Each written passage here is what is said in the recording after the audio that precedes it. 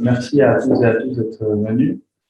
Donc, comme j'avais dit la dernière fois, cette partie DAS, c'est le son, causerie, c'est une partie qui est plutôt interactive.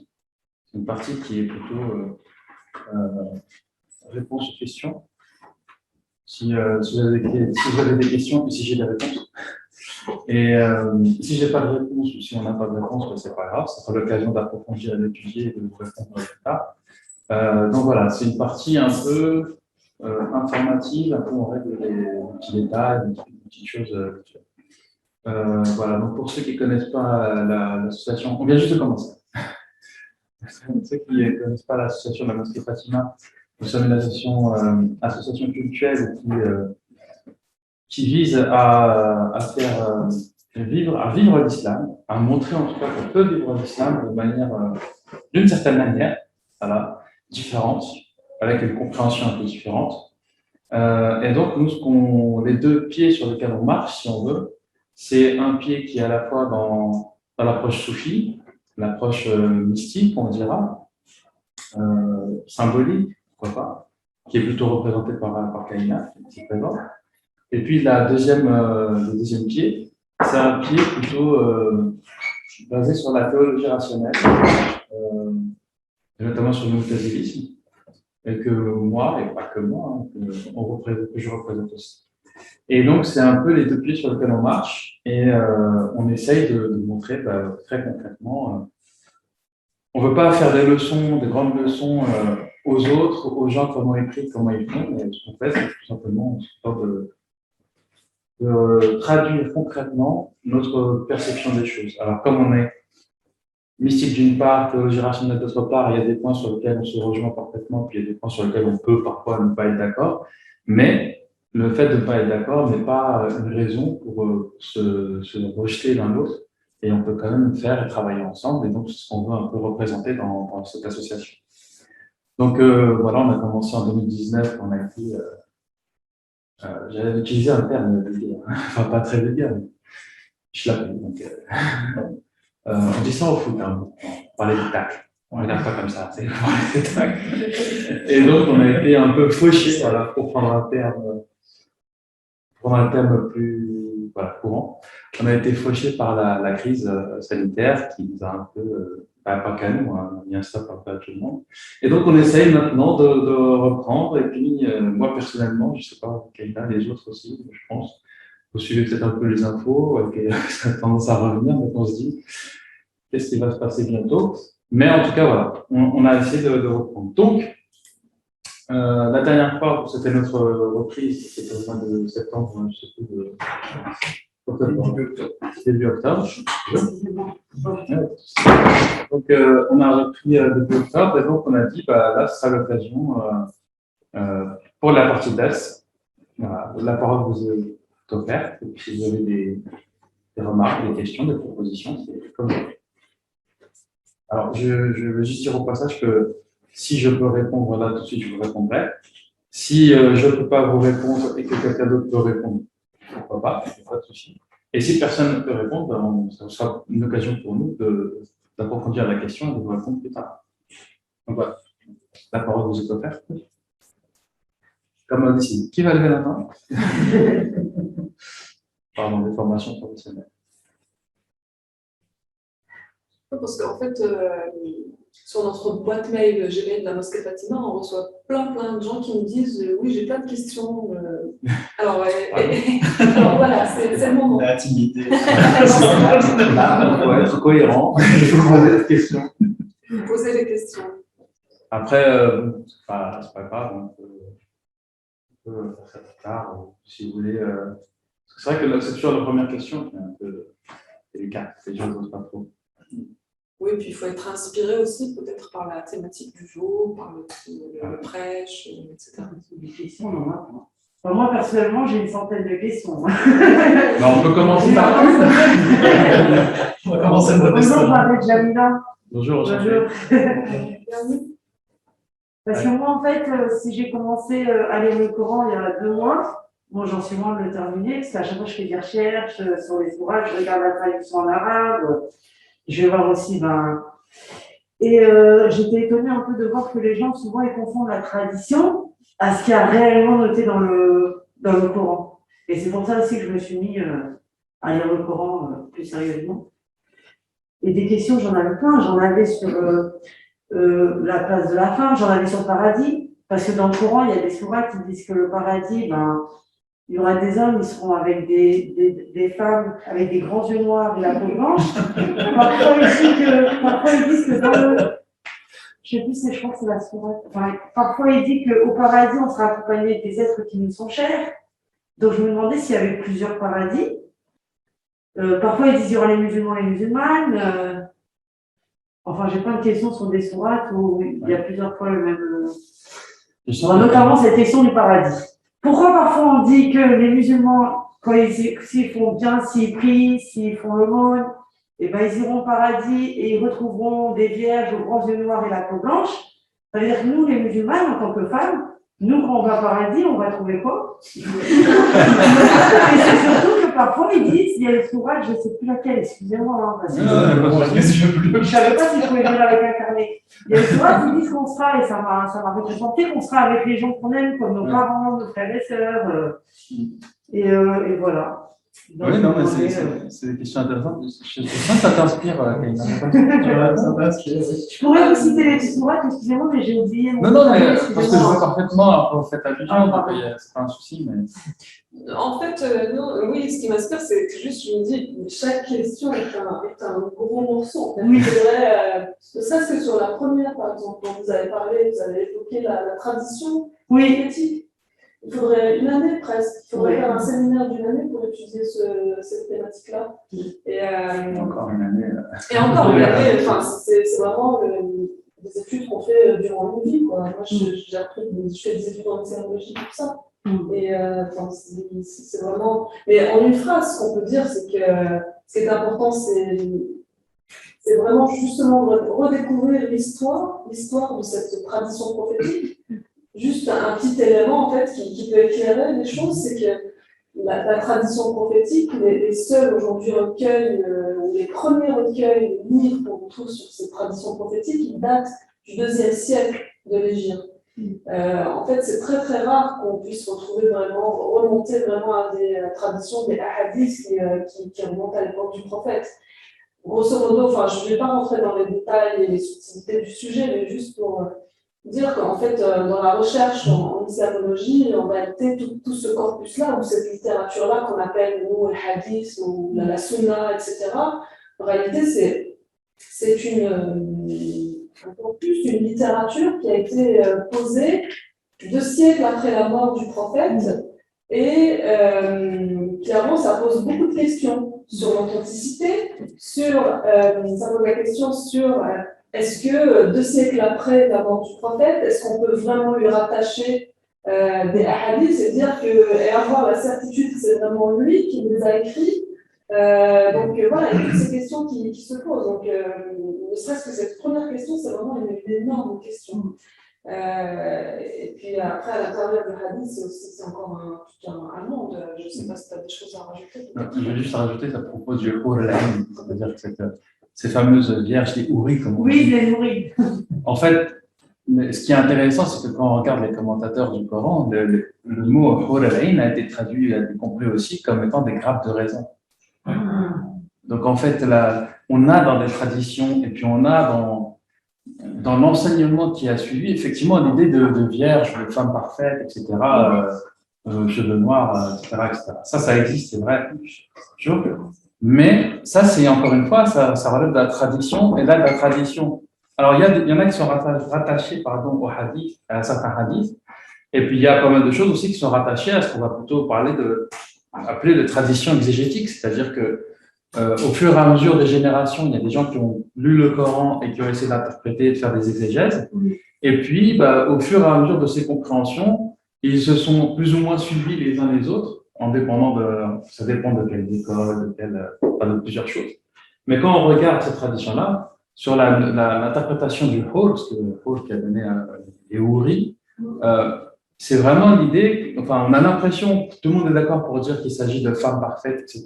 Effectivement, les yeux noirs, Mais en fait, il suffit de regarder la tradition exotique pour se rendre compte que c'est pas si évident que ça.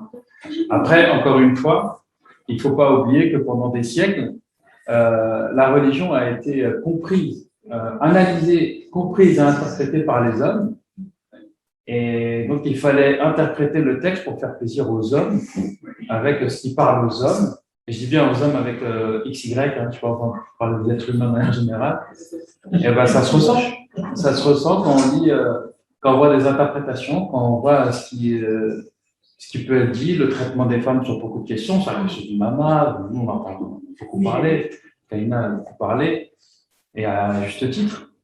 Et c'est vraiment un exemple, et puis c'est juste intéressant en passant, je fais une petite réflexion, c'est que j'écoutais à la radio sur France Culture un débat où il parlait de quelque chose qui n'a rien à voir.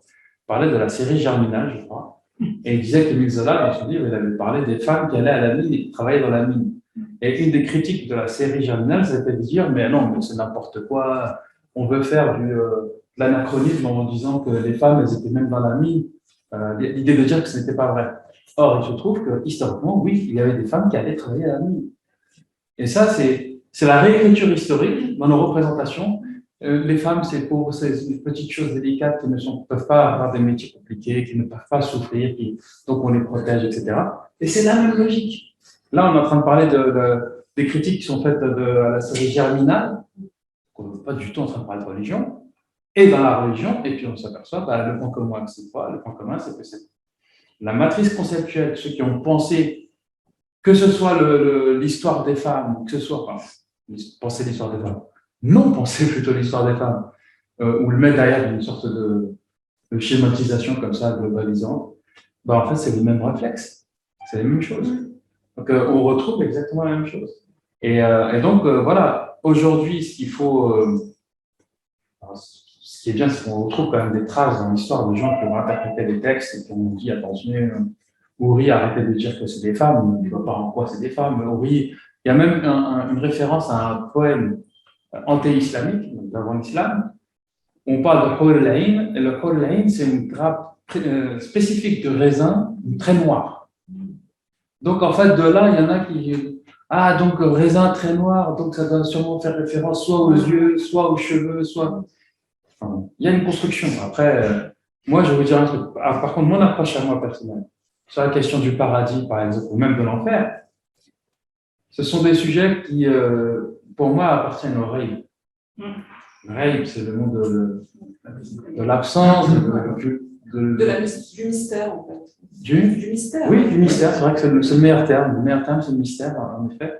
Et donc, à partir de là, j'ose à peine dire quoi que ce soit là-dessus. Parce que c'est vous dire, oui, alors en paradis, ce sera ça, ce sera ça. Mais qu'est-ce que j'en sais? Qu'est-ce qu'on en sait? On peut estimer que, peut-être moi, dans ma lecture du Coran, par exemple, ou des sources, ce que je comprends, c'est que le paradis, c'est toutes les idées positives, de bien, d'harmonie, les choses qu'on cherche. Après, savoir si c'est exactement ça, on n'en sait rien. On n'en sait rien. Après, on va dire, oui, le hadith qui existe, oui, mais comme a dit Kaina, la question des hadiths, elle est très, très problématique. Parce que les plus anciens hadiths qu'on ait, les retranscriptions les plus anciennes, elles remontent, comme elle a dit, du 2e siècle après l'Égypte. Autrement dit, autour du 9e siècle, 8e, 9e siècle. Donc, c'est quand même longtemps après la mort du prophète. Et puis, après, il y en a des chercheurs qui vont dire, oui, c'est le hadith, on est à peu près sûr qu'il remonte à l'époque du prophète. Mais ils ne sont pas nombreux, et puis je ne sais même pas s'il y en a qui concernent le paradis avec des descriptions spécifiques. Moi, je voudrais juste rebondir là-dessus, toujours sur la question du hadith. C'est vrai qu'il y a une idée répandue, très répandue, sur le fait de dire que le hadith serait ce qui est venu, en fait, donner une explication, une exégèse du Coran. Sachez que ce discours-là, en fait, il a été instauré par ce qu'on appelle l'orthodoxie sunnite, le sunnisme, et comme son nom l'indique, il est fondé sur ce qu'on appelle la sunna. Le sunna vient du mot sunna. Sunna, c'est vraiment tout ce que le prophète a laissé comme soit acte ou parole ou recommandation, etc. Et tout le sunnisme, en fait, toute la doctrine sunnite s'est fondée vraiment sur cette idée que le prophète, d'ailleurs, il y a cette fameuse phrase qu'on connaît tous, c'est le prophète Mohammed sallallahu alayhi wa sallam, c'est le Coran vivant. Hein, il serait, mais encore une fois, ça vient de cette doctrine sunnite qui a été construite bien après la mort du prophète. Ce n'est pas le prophète qui a dit ça. Il faut bien le comprendre. Donc, ce qu'il faut comprendre, c'est qu'à travers une doctrine, quand elle se construit, il faut essayer de voir tous les biais qu'elle peut engendrer, c'est-à-dire toutes les distorsions qu'elle peut engendrer, parce qu'elle veut absolument défendre une position idéologique, elle veut défendre. Le sunnisme dit que voilà, c'est tout. Il faut absolument s'intéresser à la sunna pour comprendre le Coran, pour savoir ce qu'est l'islam. Et du coup, il y en a qui sont partis très très loin dans cette logique-là, jusqu'à aller fabriquer des hadiths, poser des hadiths qui sont faux. Et ça, malheureusement, à une époque, dans l'évolution de ces musulmans, de l'islam, on le connaît très très bien, d'ailleurs, même dans la pensée classique musulmane, il y a eu carrément ce qu'on appelle des muhaddithoun qui ont inventé des livres de hadith et qui par la suite ont été brûlés parce qu'ils ont reconnu eux-mêmes que pour avoir une notoriété, ils ont inventé des hadiths parce que c'était facile d'inventer aussi même la chaîne de transmission. Enfin voilà, c'est toute une science qu'ils ont mis en place, etc. Donc il faut vraiment avoir conscience qu'il ne faut pas toujours prendre pour argent comptant, pour une vérité absolue, tout ce qui est dit à propos de la sunna. Et lorsqu'on dit que la sunna c'est l'exégèse du Coran, ou c'est ce qui explique le Coran, ce n'est pas tout à fait le cas. Le Coran est un corpus, c'est la révélation de la parole divine à travers l'archange Gabriel au prophète Mohammed, le hadith est un autre corpus qui a une autre histoire. Enfin, c'est la suite, bien évidemment, mais qui a sa propre histoire. Je suis d'accord avec vous. Moi, je lis principalement le Coran. Pour moi, quand on me dit oui, mais dans le hadith, il y a marqué ça. Et souvent, c'est pas la même chose que ce qu'il y a dans le Coran. Oui, voilà, donc il faut. Sinon, j'avais une autre question, ça me dérange. En fait, les 5 piliers de l'islam, il y a aussi faire le jeûne. Sauf que dans la sourate La Vache, Dieu est très miséricordieux, et donc il est noté que pour ceux qui ne jeûnent pas, dans la traduction que j'ai, après j'ai regardé en arabe. Non, mais je connais le verset 183. Merci, voilà. Donc je me dis, en fait là, il y a enfin c'est pas pareil, d'obliger les 5 piliers d'islam, il y a faire le jeûne, c'est une obligation, mais dans le Coran, il y a marqué, non, en fait, c'est pas trop une obligation. Donc, ce qui prime, c'est la parole de Dieu. Oui. Alors, merci pour cette question. Ça, c'est un des exemples en plus que je prends souvent. C'est le verset 183 ou 184. Je sais plus. Mais il est dit sur le jeûne ayam ma'doud, des jours délimités. Et à un moment, il dit voilà, il faut jeûner, sauf quand on est en voyage, ou quand on est malade, etc. Et puis, à un moment, il dit et ceux qui le peuvent, donc ils peuvent jeûner, fidya, c'est la compensation. C'est-à-dire que par jour non jeûné, pour compenser le jour non jeûné, on nourrit un pauvre. C'est-à-dire que si on regarde comme ça purement le Coran, l'option que nous laisse le Coran, ce qui vient de Dieu, c'est de dire que, alors, on doit jeûner, le mieux c'est de jeûner, c'est une prescription divine, on doit jeûner, c'est le verset commence avec ce mot-là, kitab, qu'on peut traduire comme prescription, mais avec des adaptations, avec des possibilités. Il y a des possibilités de s'adapter, de faire autrement. Et donc, parmi les choses qui sont possibles, quand on lit le texte coranique, effectivement, vous avez raison, on peut, alors que physiquement, on n'a aucun empêchement. Physiquement, on est très bien, on n'est pas malade, on n'est pas en état de voyage, il n'y a aucun empêchement. Le texte coranique nous dit, vous ne voulez pas jeûner malgré tout, ne jeûnez pas. Par contre, parce que c'est quand même un moment important, il faut marquer le coup quelque part, ne jeûnez pas, mais alors dans ce cas-là, que votre action finisse quand même par être bénéfique à d'autres, et donc, tu ne veux pas jeûner? Ok, jeûne pas. Par contre, nourris un pauvre, par jour non jeûné. Ça me semble plutôt un marché assez correct. Et malgré tout, alors, je peux vous répondre là-dessus en détail un petit peu, parce que ça a été un grand débat avec des gens. où je leur disais, le Coran il dit ça. Et juste pour l'anecdote, j'ai même fait dire à une amie d'origine koweïtienne, donc qui a grandi au Koweït, la langue arabe, c'est la langue maternelle, etc. Et je fais dire ce passage-là. Et elle disait, وَالَّذِينَ لَا يُطِيقُونَ, ceux qui ne peuvent pas jeûner.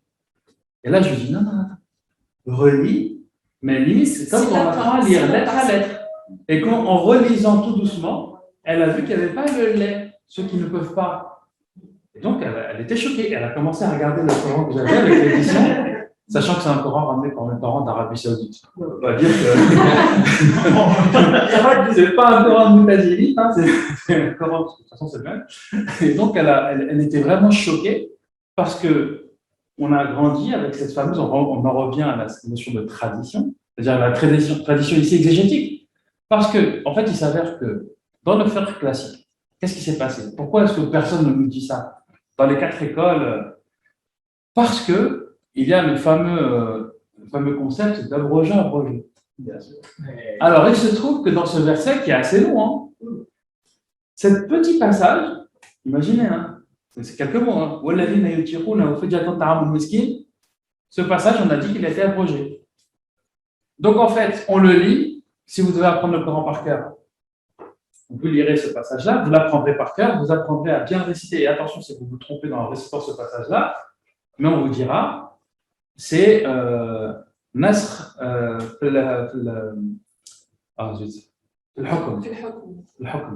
C'est-à-dire que ce n'est pas un Nasr lafzi, le terme il est là, mais c'est un Nasr al-Hukm. C'est-à-dire, on le lit, c'est comme s'il n'y avait rien. Il ne produit aucun effet. D'un point de vue juridique, j'entends. Aucun effet juridique. C'est ça. Donc les religieux classiques, entre guillemets, si vous allez les voir, ils vous diront, il n'y a aucune possibilité de ne pas jeûner si vous pouvez le faire. Si physiquement vous n'êtes pas malade, vous n'êtes pas en voyage ou ceci ou cela, vous êtes obligé de jeûner. Contrairement à ce qui est écrit dans le Coran. Donc, encore une fois, on se confronte là, on confronte le texte coranique à finalement une méthodologie, à une lecture du texte coranique, et là on voit les contradictions. Et du coup, pour mettre en œuvre dans cette action positive, est-ce qu'il y a un montant? Parce que moi, j'ai entendu dire que par jour, il fallait donner que c'était 5 € telle année par jour non jeûné, etc. Est-ce que ça, c'est un fait ou c'est vraiment bon vouloir avec l'IA? Alors, ça a été la fête d'hier, c'est quelque chose qui a été conceptualisé ou formalisé. Et on estime en gros que la fête, ça correspond à la moitié de la zakat. Imaginons la zakat al-fitr, elle est à 7 €. Donc vous divisez par 2, vous avez à peu près le prix de la fête, ça fait 3,50 €. Donc en gros, vous mettez 3,50 € par jour non jeûné. Parce que bien sûr, quand vous dites de nourrir un pauvre, on ne prend pas en considération un plat, un grec ou un shawarma, ou un couscous. Ce qu'on prend en compte, c'est les produits nécessaires de base qu'il faut pour faire un repas consistant. Donc à partir de là, voilà, on estime à 3,50 €. Donc après, c'est chacun fait un peu comme une enfant. Encore une fois, il y a des prescriptions religieuses, mais ces prescriptions, elles reposent toujours sur la condition sine qua non de toute prescription religieuse, c'est à partir du moment où c'est une pratique, une règle, que l'on s'assigne à soi-même. Et nous ne tombons pas dessus dehors. C'est-à-dire qu'à partir du moment où c'est nous, on décide d'eux, alors là, ça devient le sens obligation, c'est un peu ça. La forme philosophique, l'obligation, c'est l'idée qu'on peut ne pas faire, mais qu'on fait quand même. Et ça ne peut avoir de sens d'un point de vue religieux que si c'est une obligation que l'on s'assigne à soi-même. Oui. Pour le voyage de la femme, qui n'a pas de mahram, qui ne peut pas voyager, celle qui son mari décède, elle doit tomber de la nuit et ne pas sortir de chez elle. Alors, donc, celle qui n'a pas de mahram, qui n'a pas dit de personne, elle fait quoi? Alors, cette question de... Voilà, parce que moi, je ne peux pas interpréter le Coran, et voilà, c'est ce que j'entends. Oui, mais je ne pense pas que le mahram soit une notion coranique. C'est pas une notion coranique. Pardon? Le mahram, mais non, c'est pas une question. C'est pas une notion coranique. C'est encore une fois Un mari? Ça veut dire quoi? Un mahram, c'est un homme, en fait, c'est un homme avec lequel vous ne pouvez pas vous marier. et qui est donc, Ou c'est-à-dire avec- votre ou frère, avec votre lequel fils. Ouais, mais- Et donc, c'est quelqu'un qui. Ouais, mais enfin, dans la considération classique, c'est votre tuteur. En fait. Qui est responsable de Juridiquement, en fait, juridiquement, c'est soit le mari, soit un homme de ta famille avec lequel tu ne peux pas avoir de relation sexuelle. Voilà. Pour dire les choses clairement. Voilà. Mais il a que le C'est-à-dire le père, le frère ou l'oncle. Le fils, le neveu. Non, je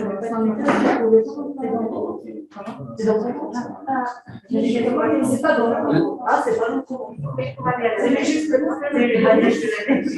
Alors, juste, s'il vous plaît, pour que tout le monde profite de ce moment, on va parler chaque fin. Ouais, de manière un peu plus ordonnée. Simplement, la question du mahram, elle n'est pas coranique. Par contre, elle existe dans le fiqh. Elle existe dans le fiqh. Et en fait, c'est l'idée de. Encore, on en revient à la discussion de tout à l'heure, c'est l'idée un peu de minorer les femmes. C'est-à-dire que, on va dire que les femmes, vous n'êtes pas capables de réfléchir par vous-même.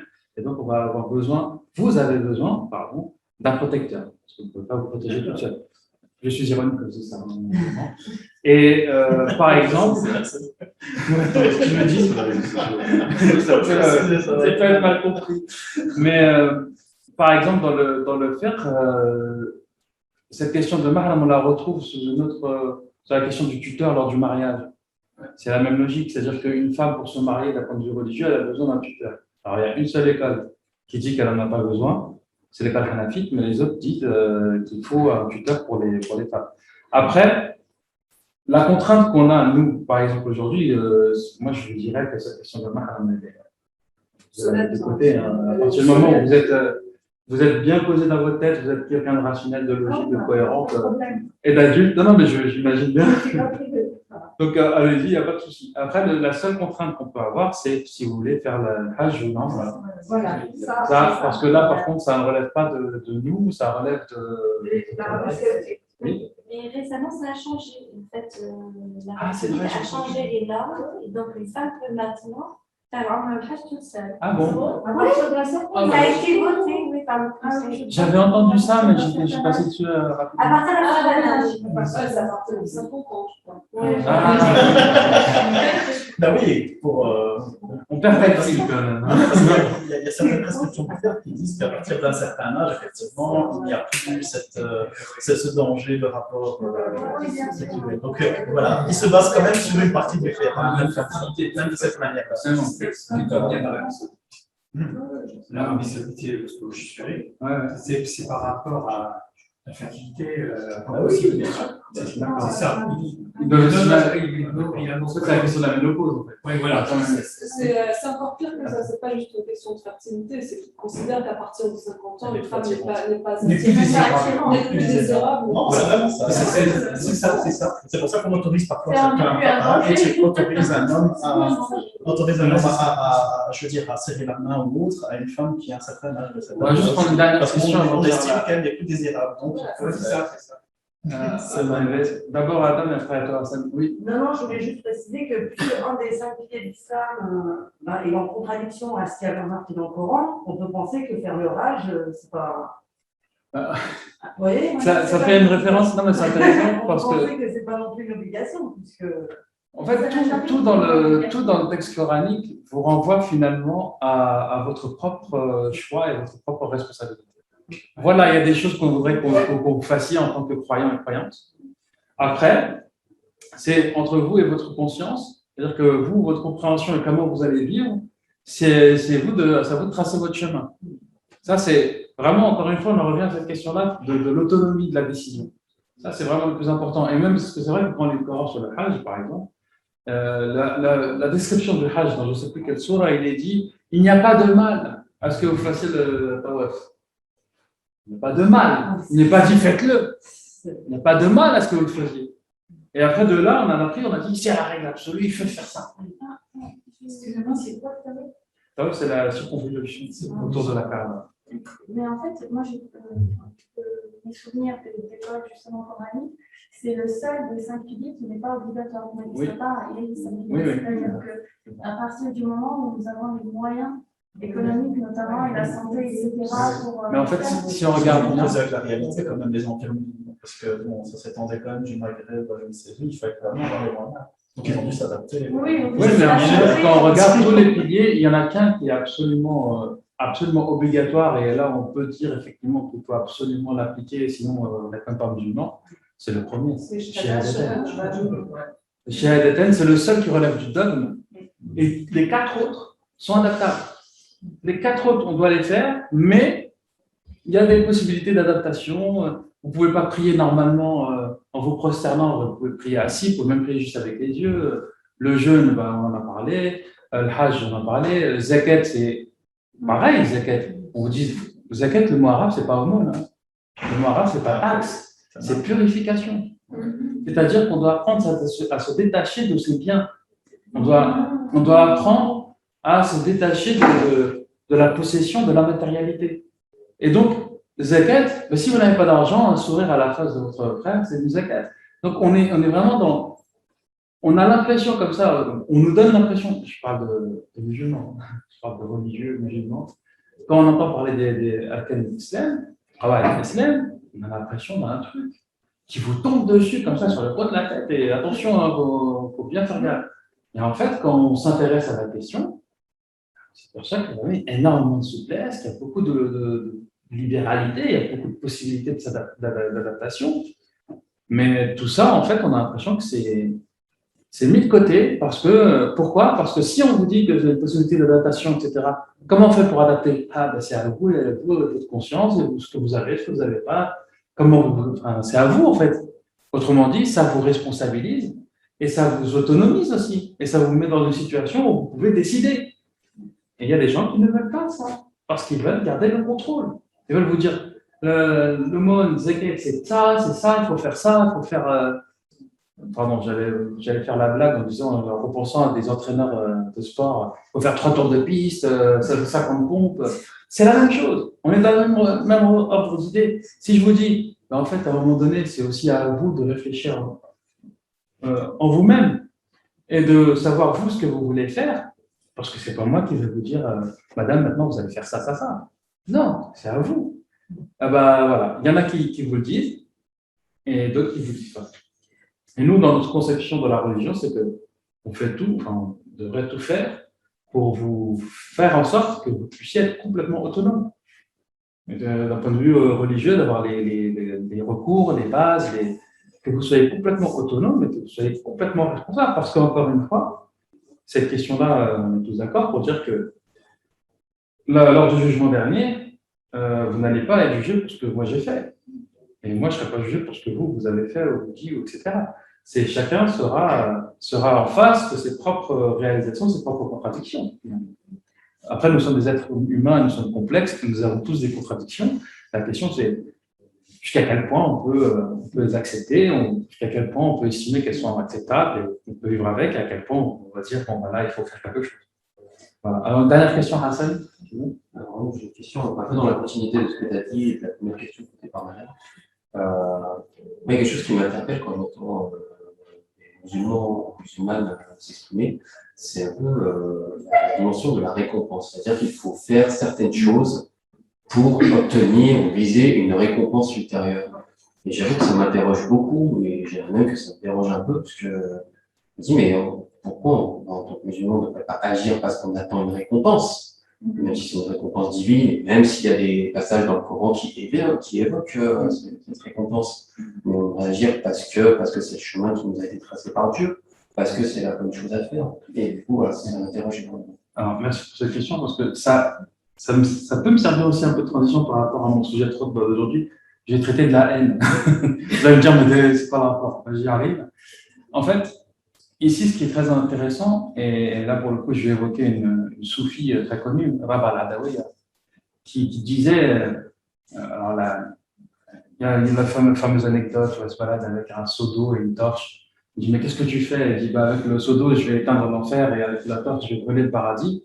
Pourquoi l'idée? Parce qu'on doit finalement bien agir, on doit aspirer à Dieu que pour la grandeur de sa face. C'est-à-dire que pour lui, en fait, et ne pas chercher aux fruits, entre guillemets.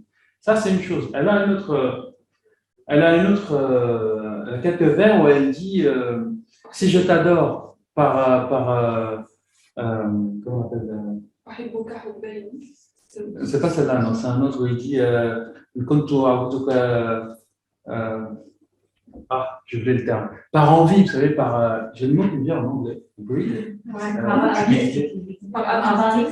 Oui, pas avarice, mais c'est quoi c'est l'idée par intérêt? L'intérêt du paradis. C'est-à-dire que j'ai envie du paradis. Si je t'adore par envie du paradis, alors ne me laisse pas y aller. Si je t'adore parce que j'ai peur des feux de l'enfer, alors envoie-moi dedans. Parce qu'en réalité, je ne t'adore que pour ta grandeur et la magnificence de ta face. Et en fait, c'est presque l'acte gratuit, c'est l'acte d'amour, en fait. C'est l'acte d'amour. Et je pense que nous, ce qu'on essaie de faire, c'est moi qui dis ça, que je suis Mu'tazili, je ne suis pas la Sophie du groupe, mais là-dessus, on est d'accord, je pense qu'on est d'accord, Kaina. Là-dessus, c'est allez, si je change un petit peu, un des rares enseignements soufis que j'accepte, c'est-à-dire, effectivement, le fait de cette soif du paradis. En fait, l'une des idées qu'on peut dire aussi, c'est que si on fait les bonnes œuvres parce qu'on veut aller au paradis, donc en fait, on aspire au paradis. Donc, le Dieu qu'on adore, c'est le paradis.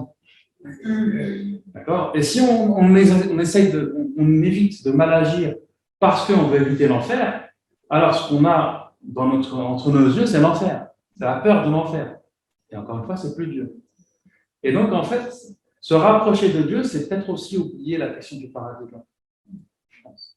C'est vraiment la grande leçon de l'Adawiya, et c'est vraiment là où je trouve que ce qu'elle a dit, son enseignement là-dessus est absolument, je veux dire, vital, nécessaire et fondamental. C'est-à-dire que je ne pense pas qu'on peut comprendre vraiment l'islam ou s'épanouir vraiment en islam si on ne prend pas cette idée comme base, comme fondement.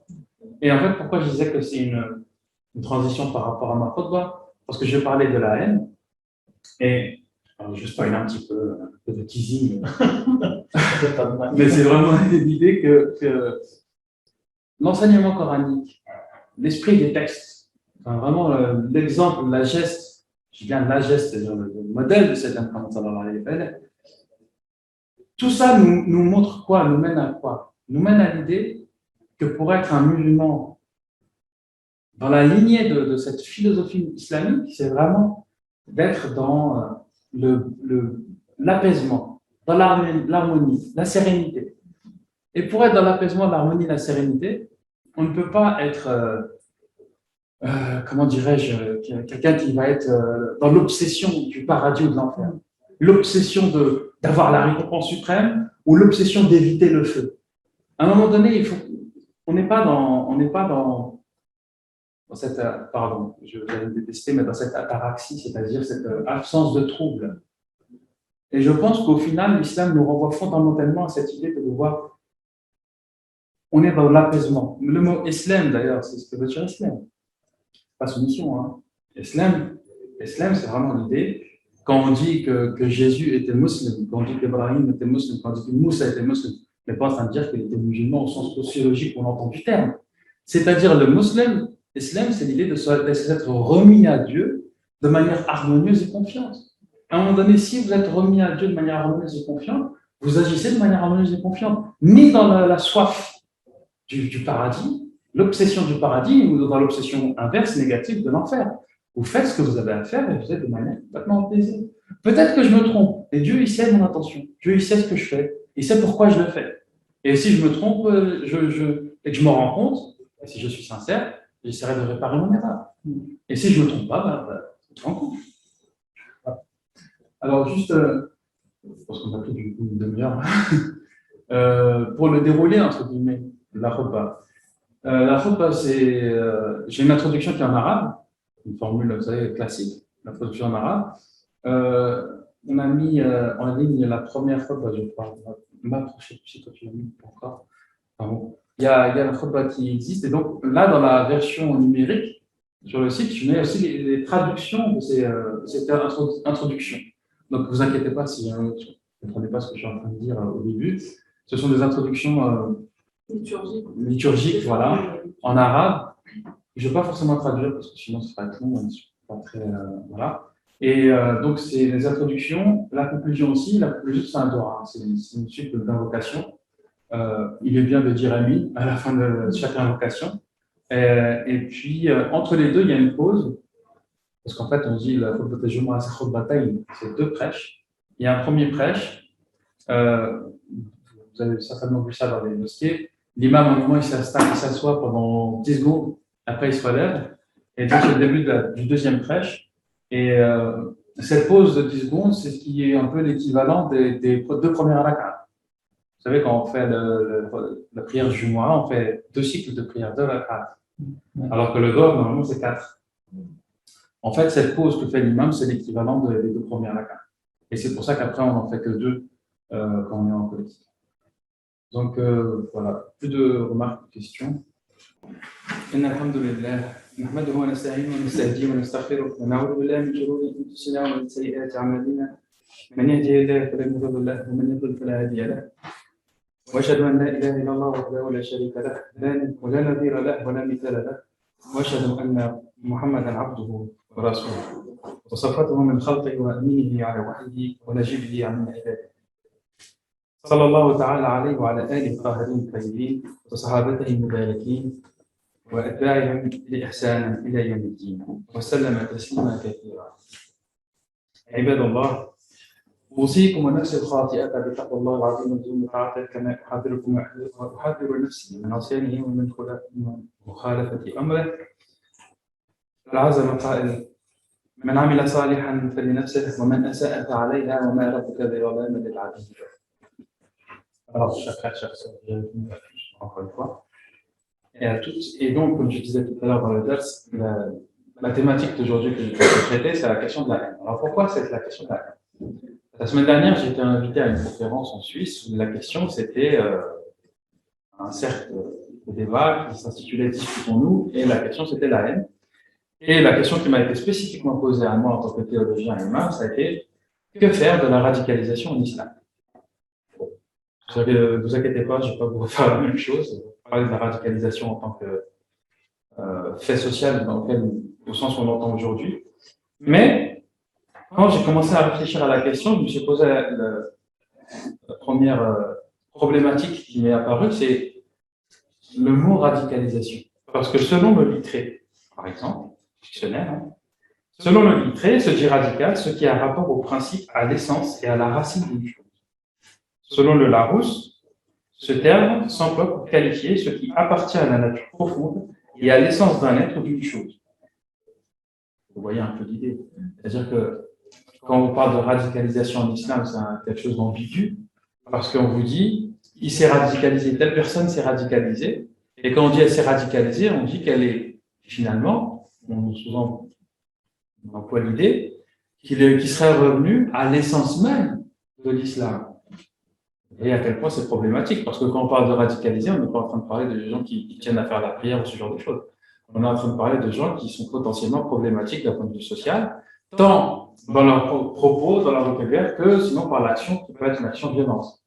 Donc là, c'est problématique. Alors du coup, la définition qu'on retient pour parler de ce phénomène-là de violence, c'est la définition d'un sociologue. Alors je vous la donne comme ça à titre informatif, mais je ne vais pas me parler là-dessus, ne vous inquiétez pas. C'est un sociologue qui s'appelle Farhad Khosrokhavar, qui a travaillé sur la radicalisation en prison depuis la fin des années 90, il me semble, depuis les années 2000, donc longtemps avant que ça devienne vraiment une question importante. Et voilà cette définition de la radicalisation. La radicalisation désigne un processus par lequel un individu ou un groupe adopte une forme violente d'action directement liée à une idéologie extrémiste à contenu politique, social ou religieux qui conteste l'ordre établi sur le plan politique, social ou culturel. Pour la faire simple, l'idée de la radicalisation, au sens où on l'entend aujourd'hui, c'est l'idée d'une transformation. On prend la religion, par exemple, on prend l'islam comme un fait religieux, et on le transforme en une idéologie politique exclusiviste. Alors moi, je ne vais pas m'intéresser à cette question-là. C'est la question que j'ai un peu essayé d'explorer la semaine dernière en Suisse. Donc là, c'était plutôt sociologie. Voilà. Moi, je vais essayer de m'intéresser plutôt à la première définition de la radicalisation, entre guillemets, c'est-à-dire si on essaye de revenir au texte de l'islam, à l'esprit des textes, qu'est-ce que nous dit la religion musulmane sur cette question-là de la haine? Qu'est-ce qu'elle nous dit en réalité? Est-ce qu'il y a de la place d'ailleurs pour cette question de la haine en islam? Parce que, en fait, le mot haine en arabe se dit karahaya. Et en fait, il n'y a pas vraiment un usage de ce mot dans le Coran. Il y a des mots qui ressemblent. Il y a des synonymes. Et le premier verset auquel on pense quand on parle de karahaya, c'est celui de l'Aïkra Fezil, mais j'y reviendrai un peu plus tard. Donc en fait, ici, pour un peu essayer d'explorer et de comprendre ce que dit l'islam sur la question de la haine, ben on va essayer de forcément plonger dans les textes, parce que même si on accuse souvent la tiselle de produire des choses comme ça gratuitement, la raison a besoin d'un objet pour pouvoir s'exercer, puisque la raison en tant que telle n'existe pas. C'est une faculté qui est exercée par nous. Et du coup, la première chose qu'on va essayer d'explorer, de comprendre, pour bien comprendre la religion, pour bien exercer sa raison, ben c'est le texte coranique par-dessus. Alors, première chose à dire, c'est que, comme je l'avais dit lors de mon tout premier prêche, c'est que l'islam présuppose l'alignement de trois choses. La foi en Dieu, le fait d'avoir la foi, avec la bonne parole et la bonne action. C'est-à-dire qu'on a vraiment cet alignement, et j'avais pris à l'époque le verset, je le dis juste pour rappel, je ne vais pas faire une prédication, une exégèse là-dessus, mais juste pour le rappeler, c'est le fameux verset dit de la piété, le verset sur le Ayat al-Birr qui se trouve Baqara, en 2, 177. Alors je vous la rappelle, peut-être directement en français. Directement en français. La piété ne consiste pas à tourner votre tête du levant au couchant, mais la piété consiste à croire en Dieu, au jour dernier, aux anges, à l'écrit, aux prophètes, à donner de son bien pour attacher qu'on y soit, aux proches, aux orphelins, aux miséreux, aux enfants du chemin, aux mendiants, et pour l'affranchissement des nuques, pour reprendre des esclaves, à accomplir la prière, à acquitter la purification, à remplir les pactes une fois conclus, à prendre patience dans la souffrance et l'adversité au moment du malheur. Ceux-là sont les véridiques. Ce sont eux qui se prémunissent. On a ici vraiment l'idée fondamentale. Qu'est-ce que c'est qu'être croyant? Être croyant n'est pas une disposition morale, n'est pas juste un discours, mais ça s'appuie vraiment sur un comportement qui va avec. Et on voit ici que la question du culte, c'est-à-dire des rites, elle vient après la question de la croyance et après le bien agir vis-à-vis des autres. Donc vous voyez bien qu'ici, pas de place à la haine, pas de place au rejet, pas de place à ce genre de comportement. Et où est-ce qu'on a, alors comme je vous l'ai dit un peu tout à l'heure, déjà annoncé, le verset très connu 256 de la sourate 2, il est question aussi de la question de pourquoi je prends ce verset-là, parce que, comme je vous l'ai dit, la haine en arabe se dit karahiyya, et on a un terme qui ressemble à la sourate 2, 256, l'ikraha fi. Ikraha et karahiyya, c'est basé sur la même racine trinitaire. Et donc ici, on a, qu'est-ce que nous dit le verset? Pareil, je vais peut-être gagner du temps en vous disant directement les versets en français. Si vous avez besoin en arabe, peut-être qu'un petit signe, puis je vais vous dire en arabe, peut-être pour voir de quel verset je fais allusion. Le premier verset que je faisais allusion, c'est celui qui commence par Laïs al-Bala donc c'est le 177 sur 2. Et celui-là, l'Aïkra dit, traduit par point de contrainte en matière de religion. Droiture est désormais bien distincte de l'insanité. Dénier l'idole, croire en Dieu, c'est se saisir de la ganse solide que rien ne peut rompre. Dieu est entendant, connaissant. Ce verset, il est très important. Il est d'autant plus important qu'il vient juste après un autre verset très connu qui s'appelle le verset du trône, et dans ce verset du trône, c'est un des versets qui est vraiment le plus mis en avant quand on se pose la question de qu'est-ce que Dieu finalement, si on veut comprendre Dieu. Alors il y a 3-4 versets qui sont très importants, notamment le verset qui est dans Solet el-Nour, qui est une occasion un peu de grands écrits, de grandes productions, surtout chez les soufis. Nour al-Nour, etc., bien connu. Il y a ce verset aussi, le verset du trône. Il y a aussi un verset de Solet el-Hadid, où Dieu est le premier et le dernier, le transcendant et l'immanent. Ce verset-là, il est aussi important. Mais ce verset, ce qui m'intéresse, c'est que le La'ikra al-Fadi, pas de contrainte en matière de religion, il vient immédiatement après le verset du trône. C'est-à-dire dans le verset dans lequel on a une description, alors on ne va pas dire une description détaillée de Dieu, on a une description qui est assez parlante et assez détaillée malgré tout, pour nous, êtres humains, pour que nous puissions saisir, au moins partiellement, Dieu. Et pourquoi est-ce qu'on ne peut jamais saisir finalement Dieu complètement? Dieu, il est infini. Dieu, il n'a pas de limite. Nous sommes des êtres limités. Donc, par simple raisonnement logique, si je veux dire, on ne pourra jamais comprendre l'illimité en étant nous-mêmes limités. C'est comme vouloir mettre des eaux de la mer dans un verre d'eau. Ou même dans un conteneur, si vous voulez. Un conteneur, ça prend plus qu'un verre d'eau. Et donc, à partir de là, on a bien compte que même un conteneur ne pourrait pas faire contenir toutes les mers du monde dans ce conteneur-là. Mais, malgré tout, il y a quand même une révélation, il y a quand même, nous les êtres humains, on a besoin d'avoir un minimum de signification. On a besoin d'avoir un minimum de signes, d'indices, pour pouvoir se repérer, pour pouvoir finalement avancer. Et donc, ici, et on revient aussi à ce qu'on avait dit tout à l'heure sur la question de finalement, la pratique religieuse, c'est une pratique qui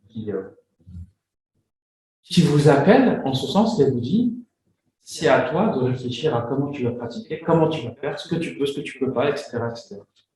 Quand le texte dit la ikraha fi din, il ne peut y avoir de contraintes, mais il ne peut, derrière l'idée de l'ikra, il ne peut aussi avoir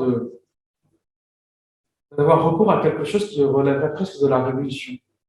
On ne peut pas obliger les gens. On ne peut pas. Et d'ailleurs, on pourrait même se dire qu'on ne peut pas s'obliger soi-même. Aller contre ses instincts ou contre soi-même. On peut faire un travail si on estime qu'effectivement on a un défaut, soit des êtres humains, forte chose que nous en ayons tous, évidemment, mais après, il y a des défauts qui nous permettent de vivre parce qu'après tout, on est des êtres de contradiction, c'est normal aussi. Et puis si vraiment il y a quelque chose qui est pathologique, qui est vraiment problématique, on peut faire un travail dessus. Mais il y a une limite si on veut. C'est-à-dire qu'il y a un moment donné, on ne peut pas aller dans une logique de révolution contre soi-même, et du coup, si on ne peut pas le faire contre soi-même, on ne peut pas le faire contre les autres. D'accord? Alors, il y a d'autres versets qui parlent du fait finalement du libre choix, de l'importance que chacun doit, finalement, il doit choisir sa voie et ce qu'il fait. Dans Sourate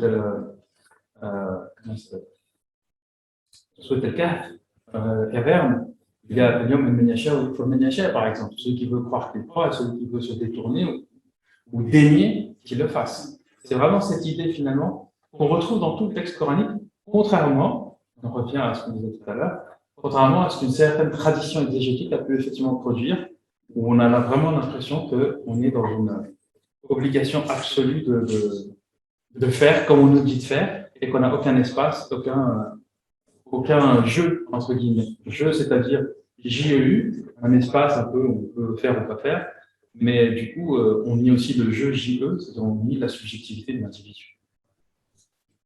Donc, voilà. Ici, la question de l'Aïkra al-Feddin,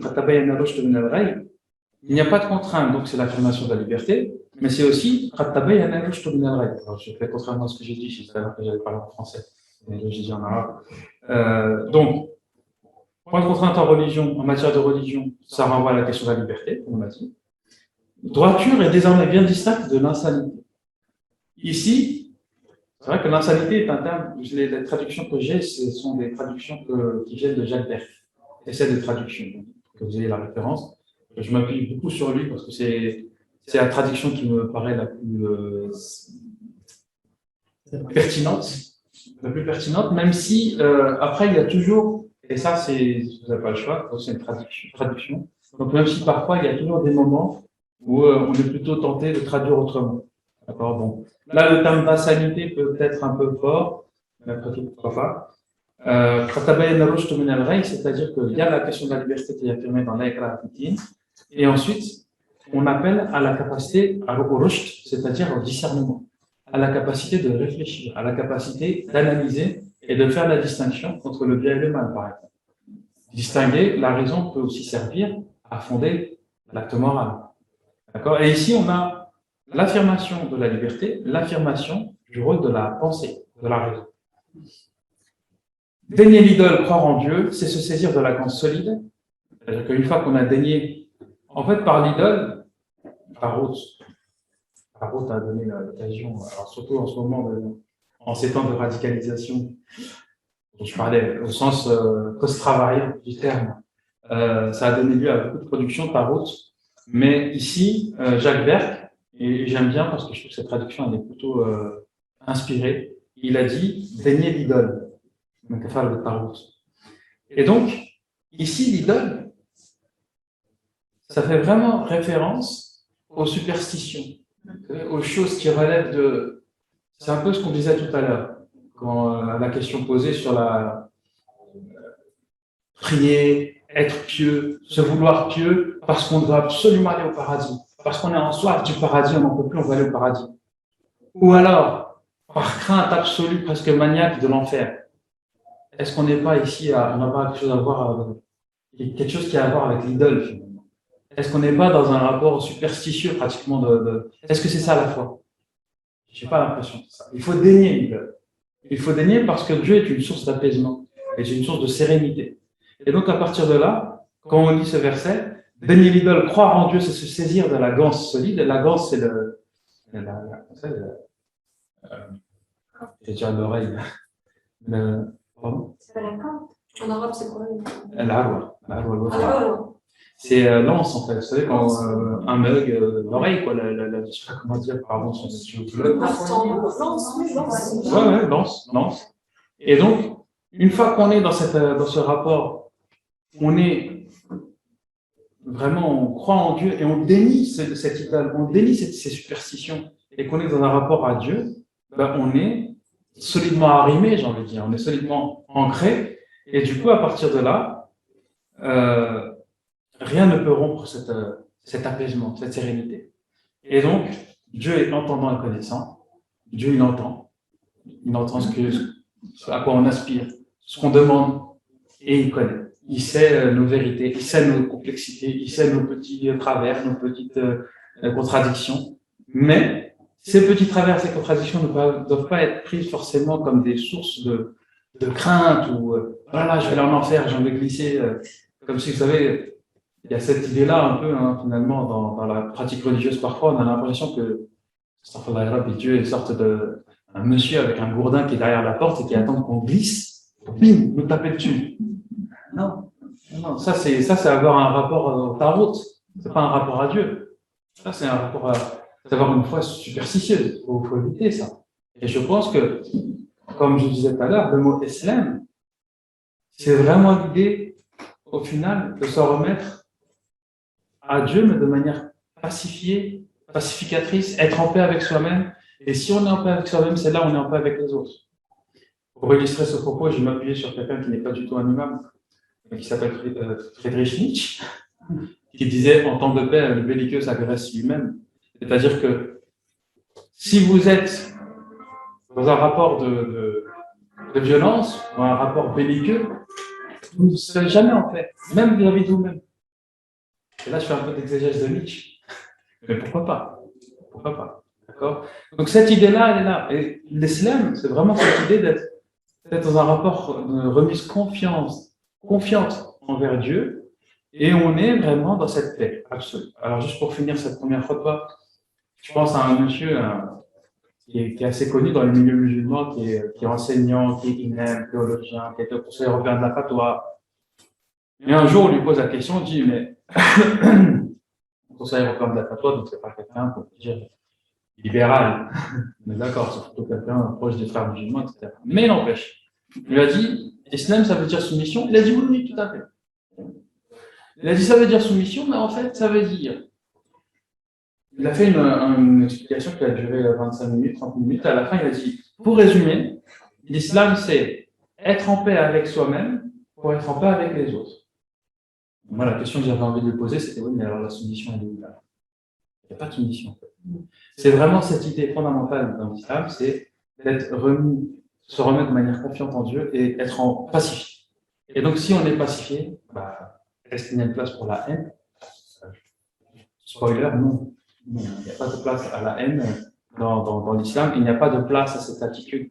Enfin, ces attitudes qu'on voit souvent, malgré tout, donc effectivement, soi-disant sous prétexte de nasiha, par exemple, sous prétexte de faire le conseil, de donner un conseil aux autres, on vient empiéter sur les gens.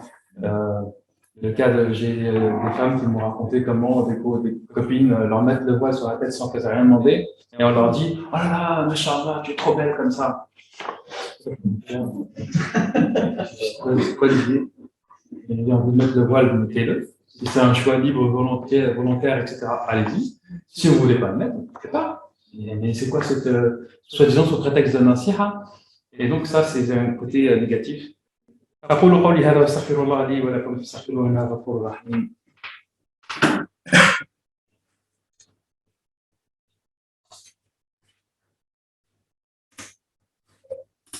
الحمد لله والصلاة على سيدنا محمد وعلى آله ومن والاه أما بعد. Alors je vais essayer de faire vite parce que là du coup j'ai l'impression que je viens de commencer. Ça fait un moment. Donc histoire d'accélérer un petit peu. Juste pour renforcer ces idées qui me paraissent vraiment, je ne saurais comment insister sur l'idée que si on va dans une pratique islamique qui soit conforme aussi à l'esprit des textes, on se doit d'être dans un rapport complètement apaisé, serein, pacifié. Et ça, on le voit dans un certain nombre de versets, de hadiths, même si certains hadiths le disent aussi. Je vais finir avec deux versets coraniques. On va un peu les voir rapidement. Alors, je vous les lis encore une fois directement en traduction de Jacques Berck. Ce premier verset, il est tiré de Surah Al-Nahl, des abeilles, le verset 125, qui dit « Appelle au chemin de ton Seigneur, par la sagesse et l'édification belle, discute avec les autres en leur faisant la plus belle part. Du reste, ton Seigneur est seul à savoir qui de son chemin s'égare et à savoir qui bien se guide. » Vous voyez ici, l'accent il est mis sur, là le texte s'adresse au prophète. Donc s'il s'adresse au prophète, a fortiori on peut s'imaginer qu'il est un petit peu concerné aussi. Et donc l'idée c'est de dire, appelle au chemin de ton Seigneur, donc ad'u ila sabilillah, par la sagesse et l'édification belle. Bil-hikma wal maw'idha al-hasana. Donc ici, vous voyez, la sagesse et l'édification belle. Quand on entend ici la sagesse, certains ont voulu réduire la sagesse au hadith. Il est connu, sujet dont on parle parfois. Même Shafi'i il dit que le Coran, quand il dit le Coran ou le Hikma, il veut dire en réalité le Coran ou le Sunna. Non. Hikma, ça a un sens. Ça a un sens, il y a même des versets dans la sourate 17, sourate Isra, entre le verset 34 à 37, il me semble, vous avez une définition de ce que peut être une certaine définition de la hikmah, de la sagesse, et on voit que dans la hikmah, c'est vraiment une attitude de bel agir qui arrive. Bel agir vis-à-vis de l'autre, vis-à-vis de ses proches, vis-à-vis d'autrui. Et donc, on s'aperçoit qu'ici, il y a une place à la sagesse, au sens qu'on entend nous, sagesse universelle, une sagesse. Tout à l'heure, j'ai utilisé un Nietzsche pour illustrer un propos. Nietzsche, il a écrit beaucoup de choses qui sont de très grande sagesse. Nietzsche, mais on pourrait étendre évidemment à d'autres, Aristote, Socrate, Platon, Sénèque, etc. Il y a plein de... Tous les auteurs qui contribuent à la sagesse universelle ont leur place dans la compréhension de l'islam. Et ici, cette idée-là, comment on va, si on s'adresse à quelqu'un, on veut lui expliquer ce qu'est l'islam, on ne va pas commencer à tout bout de champ à lui réciter tel imam a dit que, tel imam a dit que, c'est pas impossible. Mais quand même, il faut aussi qu'il puisse à un moment donné comprendre qu'il y a des valeurs qui touchent tout le monde, indépendamment de savoir de tel imam qui a dit que ceci ou cela, ou de tel hadith. Donc il y a vraiment cette idée-là dans l'islam. Parler avec sagesse, la belle édification, discute avec les autres en leur faisant la plus belle part. Donc vraiment, c'est l'idée de parler avec les autres toujours, finalement, je suis désolé, je reviens à ça, mais parler avec les autres toujours avec l'idée, avec cette matérialisation finalement de cet apaisement, de cette pacification intérieure, et toujours de parler de la bonne manière, toujours de la bonne manière. Et ça, c'est une idée qui, à mon avis, le verset qui est le plus, alors je ne vais pas dire le plus fort parce que tellement, mais en tout cas le verset qui est le plus significatif sur cette question, c'est sans doute le verset de Sourate Fussilat, il s'articule. C'est la sourate 34 de mémoire. C'est le verset 34 qui dit, encore une fois en français, belles et mauvaises actions ne s'équivalent. Elles ne s'équivalent pas. Le bien et le mal ne sont pas des équivalents. Belles et mauvaises actions ne s'équivalent. Repousse la mauvaise par une plus belle, et voilà que celui qui s'opposait à toi, d'inimitié mutuelle, prend les traits d'un allié chaleureux.